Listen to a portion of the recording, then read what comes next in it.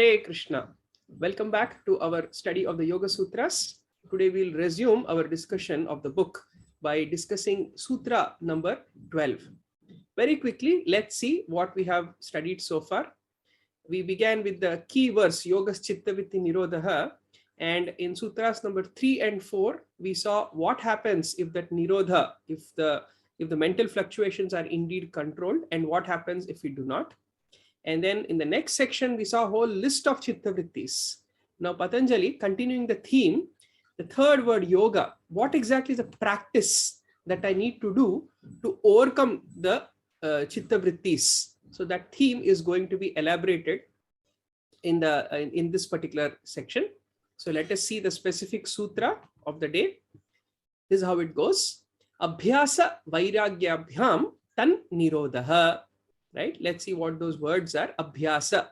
Abhyasa means repeated practice, our daily practice, our sadhana. Vairagya here means dispassion or detachment.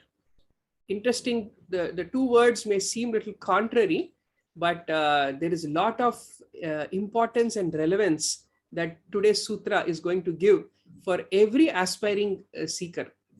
Right? Abhyasa, Vairagya, Abhyam means both of them together. That is practice and detachment. Tan Nirodha. Tan or tat. What does that mean? That which has been mentioned earlier. That is in the previous section we spoke about the chitta vrittis, right? All the 5 categories of chitta vrittis. So to Tan Nirodha, for them to be restrained, we need these two things, Abhyasa and Vairagya.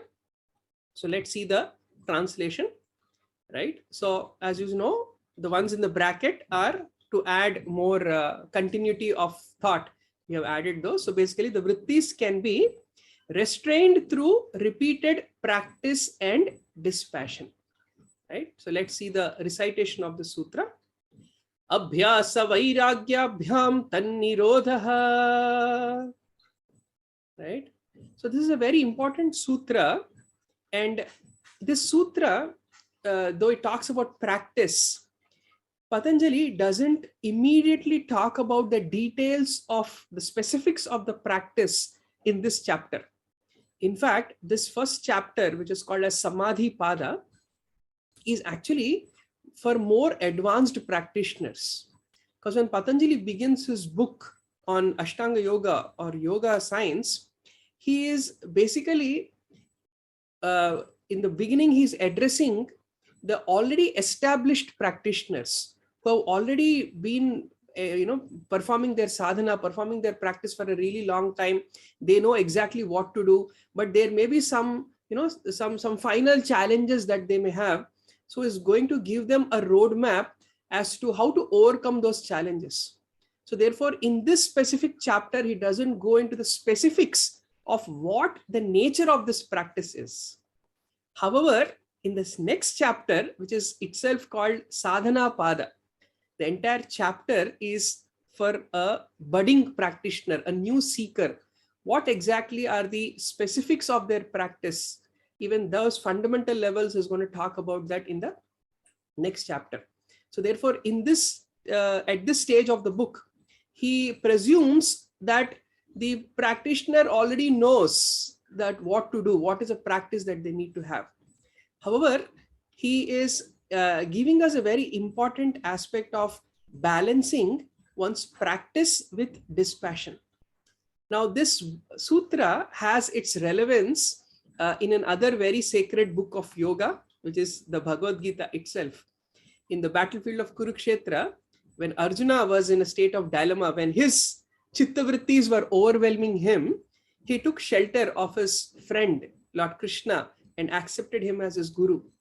And in that situation, Krishna, he gave a whole list of instructions to Arjuna. In fact, in the first 5 chapters, if you see, Lord Krishna talks about how Arjuna needs to understand the importance of performing his duty as a warrior. And in the 6th chapter, in order to facilitate that process, Krishna talks about the same Ashtanga Yoga process which Patanjali is talking about in this book. He gives a very crisp summary of this Ashtanga Yoga process. And when Arjuna hears this entire process, he becomes bewildered. He said, "You are asking me to control my mind. I mean, as a warrior, I have some celestial weapons, astras, by which I can control the raging wind, but I just can't control my mind. Krishna, this process that you're telling me seems very difficult and impractical." And he talks about the very troublesome, obstinate nature of the mind, the fickle nature of the mind. So at that point, Lord Krishna speaks the following statement. This is how he says. Shri Bhagavan Vacha Asamshayam Mahabaho Mano Durnigraham Chalam Abhyasena tu Kaunteya Vairagena cha Grihyate. Focus on these two words. Same Abhyasa and Vairagya repeats in this particular verse as well. This is what Lord Krishna says. Oh Arjuna, yes, indeed, it is very difficult to curb the restless mind, but it is possible through Abhyasa and Vairagya, through practice and by detachment. So you see, this particular sutra is so practical and relevant. Even Lord Krishna is speaking about this in the Bhagavad Gita. So we must understand how important this is, right? And so this, from this we understand that Abhyasa, practice, is such an important key for us. In fact, what is this nature of practice? Practice is not, the whole process of controlling the mind, controlling the chitta vrittis, controlling how the consciousness is being applied. There are no techniques for it. It's not like a one-time technique, as you may see in the world of online market today. So many people talk about different techniques, but mind control is not a technique, but rather it's a whole process which requires meticulous, dedicated application, right? And that's why, so by the word abhyasa, right, that repeated practice. So all these three aspects are included. One, you have to involve yourself. It's a mindful activity.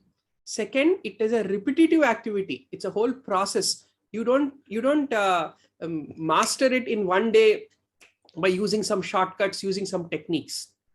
And three, it has to have some physical action. At least in the beginning, there is some physical action. The body is involved, right, in this entire process. Though it may seem like, oh, I'm trying to control the mind, what is it got to do with the body, right? So these mechanics will be elaborated more in the second chapter. But we understand that abhyasa, practice, the whole process of mind control is not just a one-time technique, but it's a whole process, right? And in order to maintain this process, for this practice to go on, we need something. We need that mental strength, and that mental strength comes from vairagya or dispassion. Because as we all know, the nature of the mind is so fickle. It is always oscillating between yes and no, and yes and no, and now it is hot, now it has to be cold. The mind is always wanting that which is not, right? And we all have faced this dilemma in our life. The mind always paints a beautiful picture of the option that we should not be taking. As expression goes, the grass is greener on the other side. The mind always is trying to trick us into accepting something that which is not. And in order to deal with this fluctuating nature of the mind, vairagya or dispassion plays a very important role. And this dispassion, what does it do exactly? It creates a right space for us to practice. We need a right physical, mental, external, lifestyle related changes to be brought about for this practice to go on in a very nice, sustained way. And vairagya empowers us in making those right choices so that we sustain our practice, without getting swayed away by the fickle nature of the mind. And certain commentators have interesting take on this particular sutra, right? It is about Abhyasa Vairagyabhyam Tannirodha. So certain commentators like to interpret this that it is practicing detachment. In fact, they like to mention this dispassion or detachment, Vairagya, itself as a form of practice, right? That is one interpretation. But the more practical and the more popular understanding of the sutra is that it is practice and dispassion. Both of them need to go hand in hand. Both of them need to be balanced, right? So I always like to give this metaphor of driving a car. When you're driving a car, you have two functions that you need to do, right? Apart from the steering, of course, right? There are two important things. One is the accelerator, other is the brake, right? Now you need both to reach your destination.